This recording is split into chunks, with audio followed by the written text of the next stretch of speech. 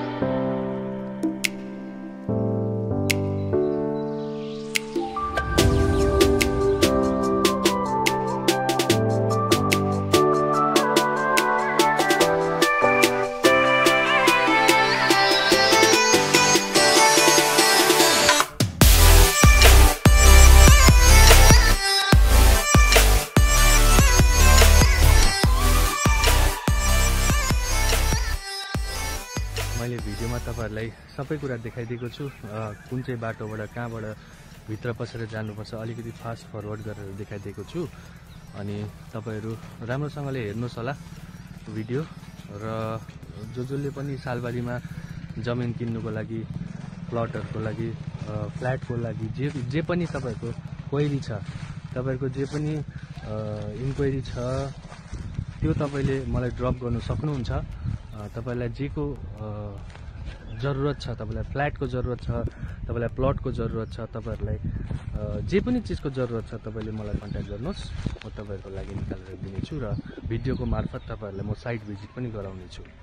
र आजको लागि यति नै। धन्यवाद छ।